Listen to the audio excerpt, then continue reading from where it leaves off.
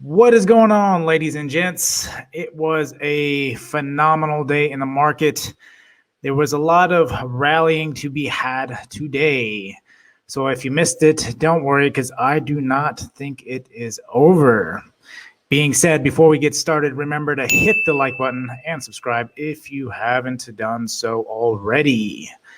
So to start us out, we had big earnings today. We had a lot of run up today. Amazon, Google, Baba. It was a big fireworks show. But the biggest piece of news, not only did Amazon just crush earnings, Mr. Bezos is stepping down. Yep, you heard that right. Jeff Bezos is stepping down from CEO of Amazon. I know. But Google, on the other hand, just wrecked earnings. It was a marvelous thing, I must say, admiring it. But with that being said, where do we go from here? Amazon rattled around, or else I think it would have been up 10% easy. But with that being said, where do we go from here? We got 2 or 3 of the biggest earnings out. Baba really didn't do a whole heck of a lot. There's a lot going on there with Jack Ma, I think. So I didn't really dive too much into the Baba stuff. I don't play Baba, so I took a glance at it, and yeah, she was still sitting essentially where I left her, so she didn't move too much. But being said, where do we go from here? We've been rallying back. Yesterday, I was really thinking about where we were going to go. I towards the end of the day, when I did the video, it looks like we were breaking up, and sure enough, we did. We broke over the 200, and we did nothing but rally today. Essentially, most big tech was running today, except for Apple, which I'm a little frustrated at. I actually cut that position. It was essentially close to break even. I just cut it. I was tired of looking at it. Again, I was trying to liquidate a lot of my positions today, which I actually did. But let's just go ahead and pull up the chart and get into it, shall we? So we kind of see what we're getting into tomorrow. Tomorrow, let's see. The SPY. Like I said, we rallied quite a bit today. Now, we broke this big support here. I wanted to see if we're going to break this support because this is where we dropped last time.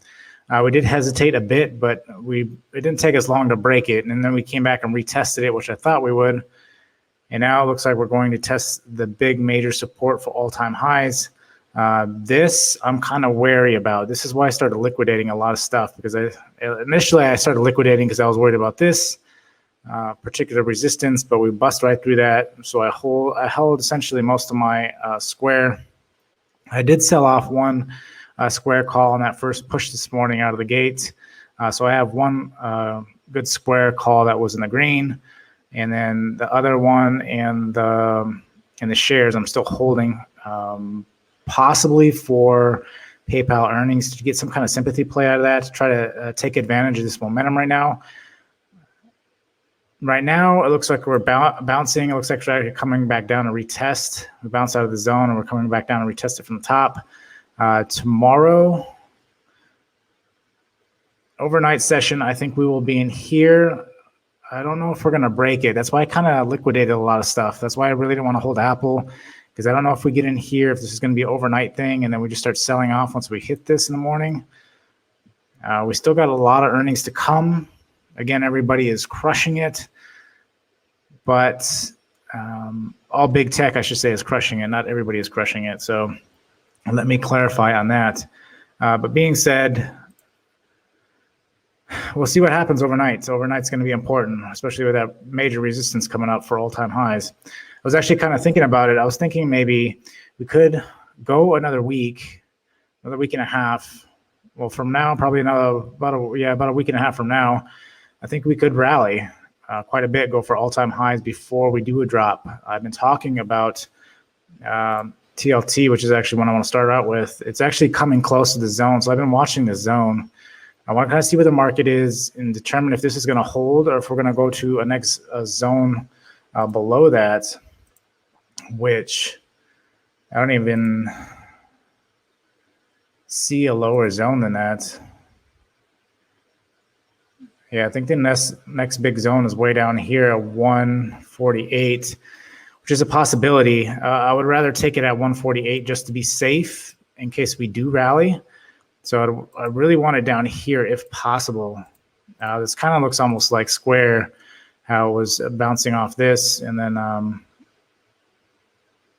that last attempt, it just broke through and fell down to the next zone below. I've talked about this in a couple of my other videos too, is typically it's better to get in that zone below if you're really not quite sure. This one, I am not quite sure. I think we could possibly rally, so I might wait for it to come in here to the 148 mark, and then I'll probably get some leaps for TLT, essentially looking for that that safe play, right? That hedge, essentially, going forward once it gets down into there, because I think after about a week and a half, like I said, if we can make it down there, I think we're going to eventually have a nice correction, which at that point, then I'll be looking at this bad boy, Tesla. Tesla did rally today. I wanted to get into it and play it again today, but I did not. Again, coming into major resistance, I don't know if it's going to break this or not. It's had so many major price changes of $1,200. I know there was another one. I think JP Morgan came out with another one, another price boost in it. So be interesting to see if we break or not. It's been rejected quite a bit. This might be third time's a charm, and then we might sell off. Again, I want it lower. It did break below the 800. I wasn't paying attention to grab it there, but if we can get it down by like 750 or 700, maybe even 650, I think if there's a good correction, we might be able to get it down to maybe 650. I know it's kind of stretching it, but it is Tesla. It does move in $100 increments. You never know. But if we do break on a correction, Tesla will be my first one to go for. So Square, like I said today, did pop up above this. I sold one on my calls here up at the top of this push. I still wanted to remain in the stock. It's obviously pushing up.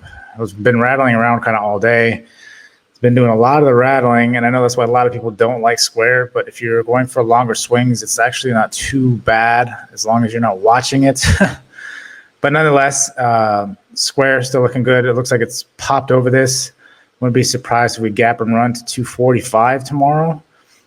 If that is the case, I mean, we got some other resistance here.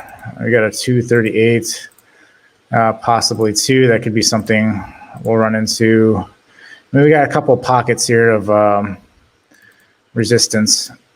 So I can't say it's going to be a straight shot, but I think we're going to test all-time highs going into earnings, or at least attempt to push as close as we can to there. When we get to this zone, this 236 mark, I'll probably actually look to close my call there and then ride shares with a stop underneath it at that point. Still like Square though. It could run for earnings. I'm not going to hold it through earnings. I'm going to wait and see. Again, correction can liquidate and then get back in these positions after correction. Just kind of playing it out after that point. Airbnb, I almost got in this today. It's been holding this pretty well. But I don't like how it starts to push and then it just keeps smashing a little bit lower on this 200 here. It is in a zone, but I have to see tomorrow.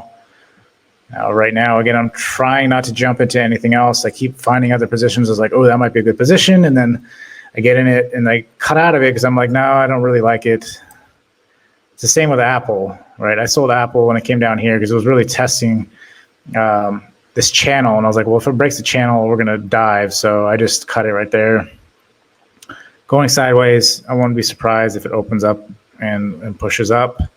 If you are in a leap, that's up to you to hold. I mean, I'm not a financial advisor, but if you took that advice and you're holding an Apple leap, they hold well. So even during a correction, you might be perfectly fine. I haven't held a leap that particularly long, but I know they do hold well, so you should be perfectly fine.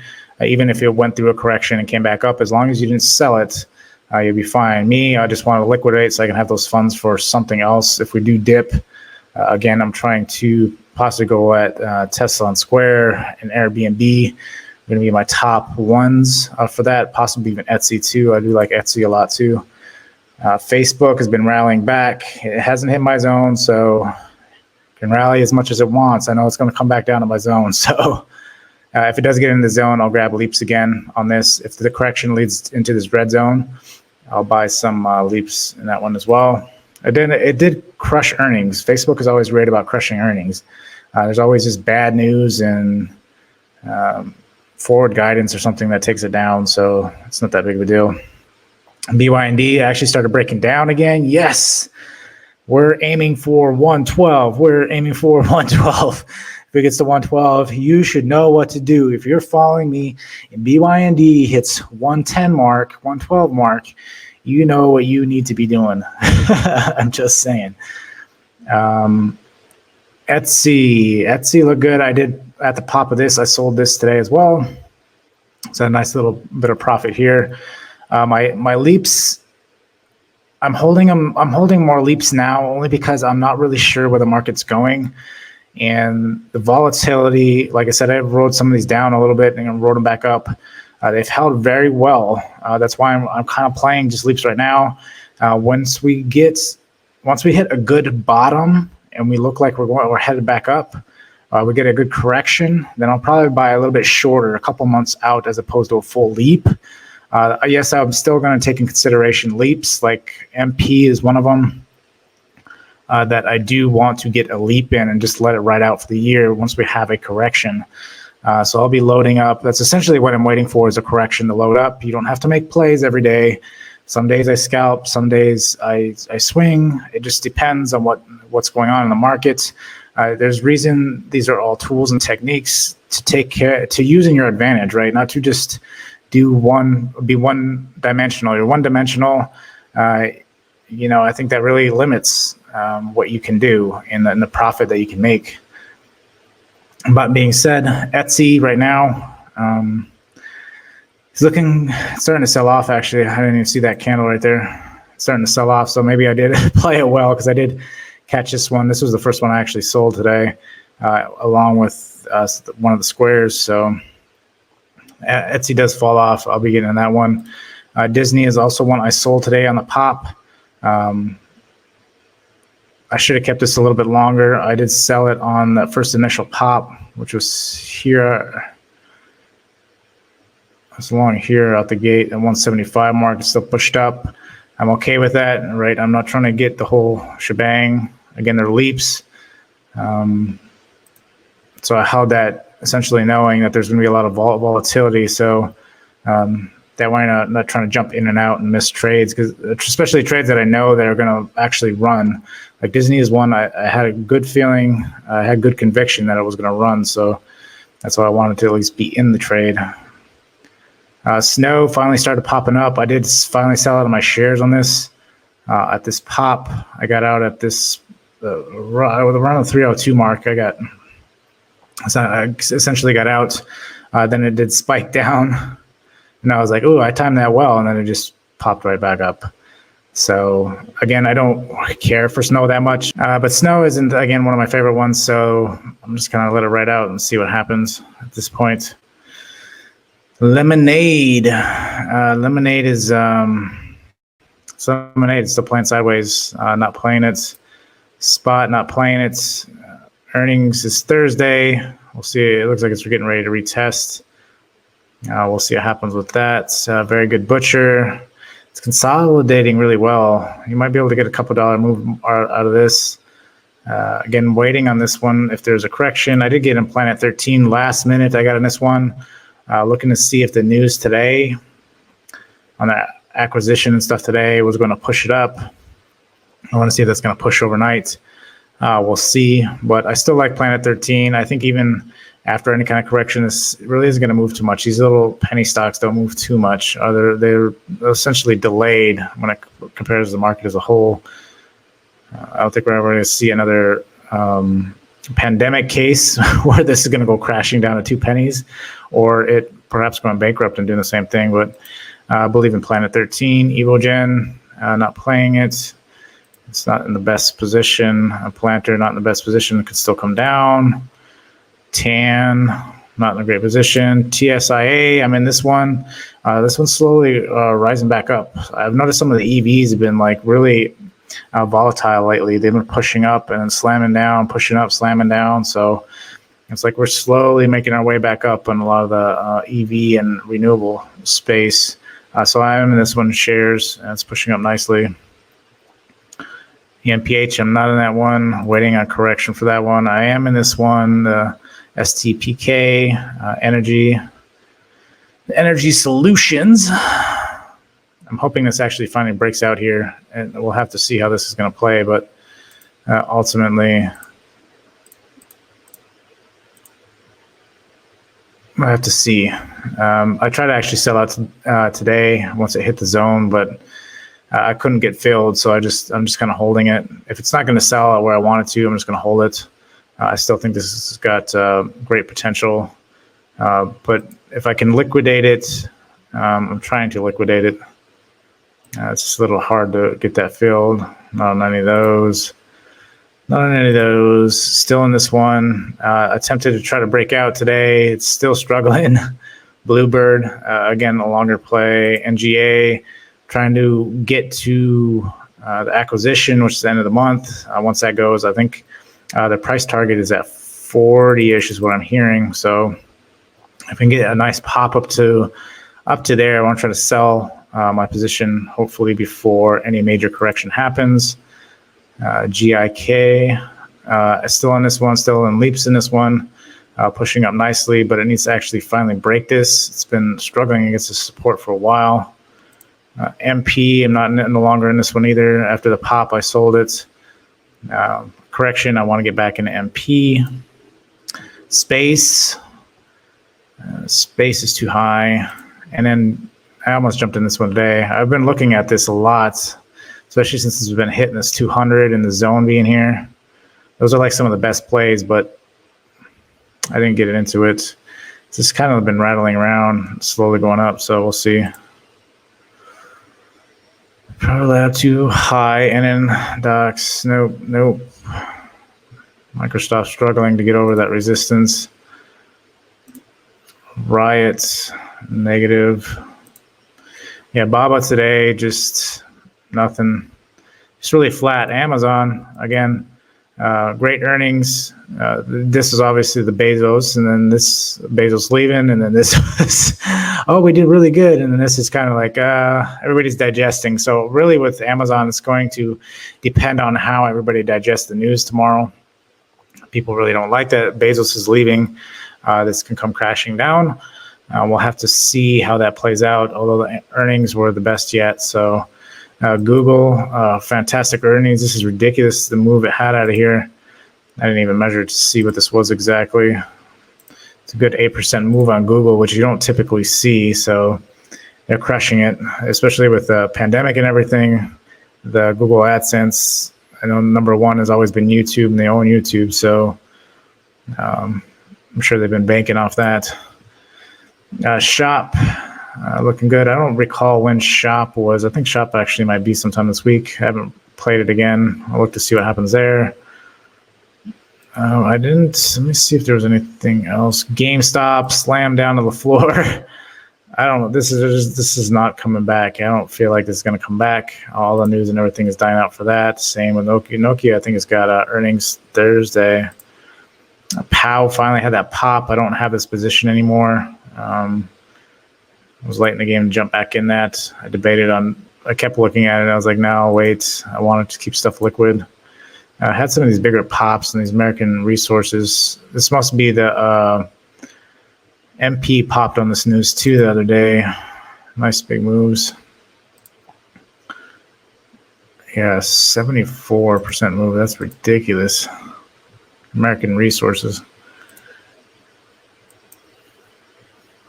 Yeah, these are some huge moves out of here.